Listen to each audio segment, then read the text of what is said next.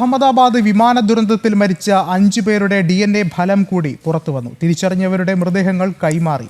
കൊല്ലപ്പെട്ട പത്തനംതിട്ട സ്വദേശിനി രഞ്ജിത ആർ നായരുടെ DNA ഫലത്തിനായുള്ള കാത്തിരിപ്പ് തുടരുകയാണ്. കൂടുതൽ വിവരങ്ങളുമായി ജിഷ്ണു കൃഷ്ണൻ ചേർന്നുണ്ട്. ജിഷ്ണു, എന്താണ് നിലവിലെ സാഹചര്യം?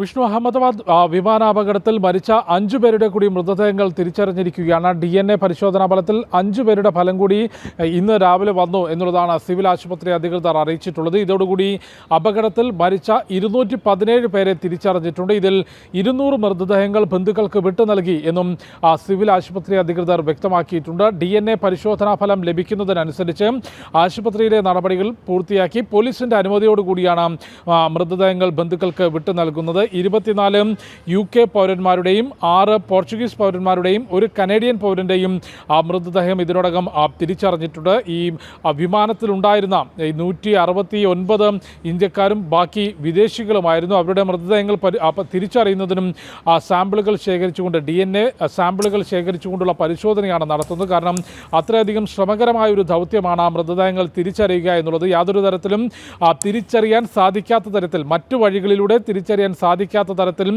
പൂർണ്ണമായും കത്തിക്കരിഞ്ഞ രീതിയിലും ശരീരഭാഗങ്ങൾ വേറിട്ട രീതിയിലുമാണ് മൃതദേഹങ്ങൾ ഉള്ളത്. അതുകൊണ്ട് DNA പരിശോധന നടത്തി മൃതദേഹങ്ങൾ തിരിച്ചറിഞ്ഞ് അത് ബന്ധുക്കൾക്ക് വിട്ടുകൊടുക്കുന്ന നടപടി പുരോഗമിക്കുകയാണ്. ഒപ്പം നിലവിൽ ചികിത്സയിൽ 20-ലധികം പേർ, ഈ അപകടവുമായി ബന്ധപ്പെട്ട അപകടത്തിൽ പരിക്കേറ്റ 20-ലധികം പേർ ആശുപത്രിയിൽ ചികിത്സയിലുണ്ട്. ഈ വിമാനത്തിൽ നിന്ന് അപകടത്തിൽ അത്ഭുതകരമായി രക്ഷപ്പെട്ട ബിശ്വാസ് കുമാർ കഴിഞ്ഞ ദിവസം ചികിത്സ കഴിഞ്ഞ് ആശുപത്രി വിട്ടിരുന്നു. ആ വിമാനത്തിനുള്ളിൽ ഉണ്ടായിരുന്ന ഒരേ ഒരു യാത്രക്കാരനാണ് ആ അപകടത്തിൽ അത്ഭുതകരമായി രക്ഷപ്പെട്ടത്. അദ്ദേഹം ചികിത്സ പൂർത്തിയാക്കി, അല്ലെങ്കിൽ ആശുപത്രിയിൽ കിടത്തി ചികിത്സ പൂർത്തിയാക്കി ആശുപത്രി വിട്ടിരുന്നു. ഇപ്പോൾ മൃതദേഹങ്ങൾ തിരിച്ചറിഞ്ഞ് വിട്ടുകൊടുക്കുന്ന നടപടി പുരോഗമിക്കുകയാണ്. ഒപ്പം അപകടത്തിൽ മരിച്ച മലയാളി നേഴ്സ് രഞ്ജിതയുടെ DNA പരിശോധനാ ഫലം ഇതുവരെ വന്നിട്ടില്ല. അവരുടെ സഹോദരൻ അഹമ്മദാബാദിൽ തന്നെ തുടരുകയാണ്. 2 ദിവസങ്ങൾക്ക് മുൻപേ തന്നെ അഹമ്മദാബാദിൽ സിവിൽ ആശുപത്രിയിലെത്തി DNA പരിശോധനയ്ക്കുള്ള സാമ്പിൾ നൽകിയിരുന്നു. 48 മുതൽ 72 മണിക്കൂർ വരെയാണ് ഈ DNA പരിശോധനാ ഫലം ലഭിക്കുന്നതിനെടുക്കുന്നത്. കൂടാതെ ഇത്രയധികം സാമ്പിളുകൾ